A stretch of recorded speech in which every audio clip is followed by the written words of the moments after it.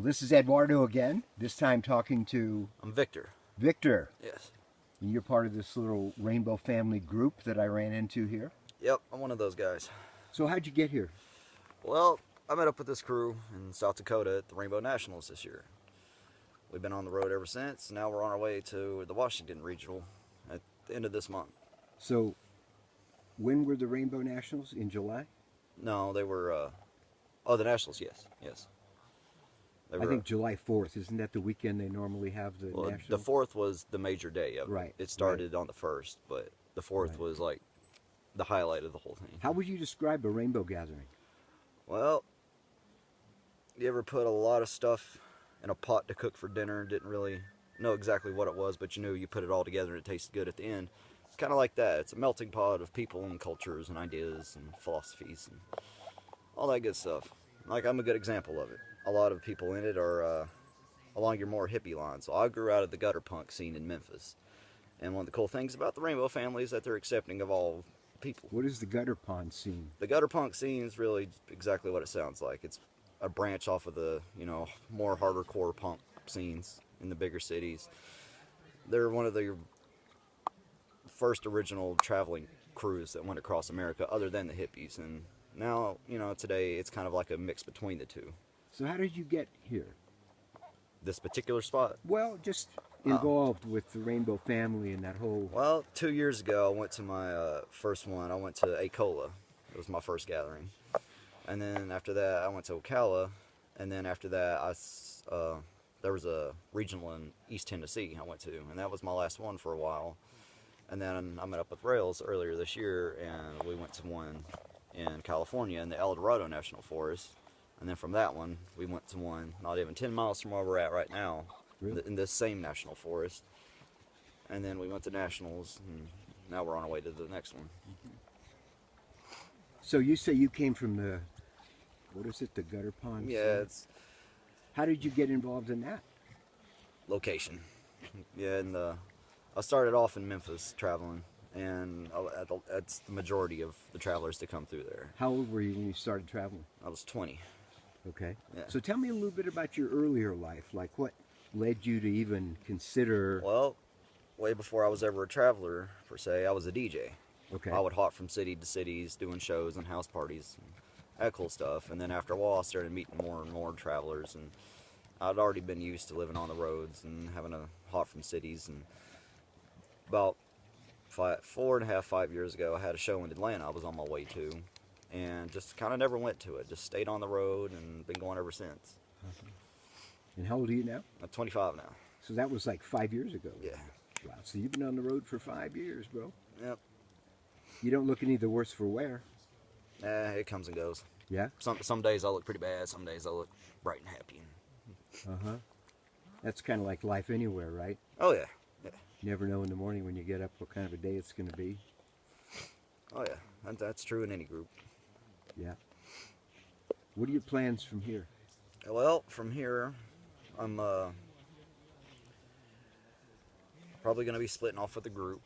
There's 4 of us that are going one way, and the rest are probably going another. But the crew I'm with, we're probably going back further into Oregon for a bit, sticking around till the Nationals start. We're doing that. Then after that, might be going to Hawaii.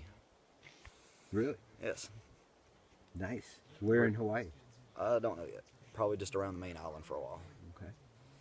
We're going to be going down to L.A. after Nationals at some point and getting some money together and catching a flight out there. Do you still do DJing from time to time? Yeah, I'm still on a label out in Knoxville right now, actually. You're still away? I'm still on a label out in Knoxville right now. Really? Yeah, I haven't really had many chances to keep in touch with them, but I'm still technically on there. And anytime, I actually get some songs done, get them mastered and whatnot, I can send them out to them. It's just been a while. But, from time, I still have my laptop and my headphones and whatnot, so every so often when we get a hotel and I got nothing but spare time, I'll sit there, boom, start working on tracks again. Cool. Tell me a little bit about your teenage life. How did you grow up? Were your parents together, apart? Well, my parents got divorced in '99, and my dad stayed in Memphis, and my mom went to Eastern Tennessee. So you were like, what, 9 years old? Yes, I was 9. It was right around Christmas that year. Uh-huh. Well, I stayed in Memphis for the most part. I drifted around between there and my mom's place, but my mom was always getting arrested, so I'd have to go back to my dad's. And Memphis is a very odd place. There's no other place in Tennessee like it. It's got a rich historical music, you know, thing to it. That's where a lot of the tourism comes from. But at the same time, the streets at night are a very, very bad place. But once you get used to that for a while, I mean, hopping from city to city, having to deal with their streets really isn't, you know, too far of a stretch for you. He's got to know what areas to watch for and what areas to ask about. So how long did you stay in school? Oh, I stayed in school until I was 18. Okay, so you graduated from high school? Yeah, I graduated from high school and actually went to college for 2 years in Memphis for sound engineering. Was that a 2-year program? Yes. So you finished that program? Yep. Man, I could have stayed and went longer for it and actually got, you know, a full paying job out of it, but, you know, it's about the time I started, like, really getting into city hopping and traveling. Right. So you seem to kind of enjoy this life. Oh, yeah. Yeah, I wouldn't trade it for the world. Yeah, That's but, you know, I've always grown up knowing that there was many different ways one could live their lives other than working themselves to death from 9 to 5, coming home, listening to the missus go on and on about this and that, and then you got the little rugrats going on. You know, that's just wasn't for me. So you're more for a free, adventurous Oh, life? yeah, free, open, you know, as less restrictions as I can put on my life, the better. Cool. So what would you like to share about your life experience so far or anything like that? Well, the best advice I can give to people that are looking into it or just starting off, get a feel for it. Figure out at first if it's really what you want to do, because it takes a certain person to do this. I mean, it's just, you know, there are a lot of people just can't grasp a lot of things that you got to, you know, really get in your head out here. Like what? Basically just living off the bare necessities. I mean, the bare bottom of all consumables. There's sometimes you won't really have a lot of food, won't have any cigarettes, won't have any gas. You got to figure out, you know, how to get from point A to point B as well as you can be, and your crew and car and whatnot. You got to figure out how to put all that together, make it work to the best of your abilities, and get it going. Now, do you find that works better when you hook up with a group like this, or trying to do it on your own? Or some groups, yes. Some groups, no. This one, we're kind of an off-balance group because half of us are greenhorns. They're just starting off. And then the other half of us, we've been out here 5, 6, 7, 8 years.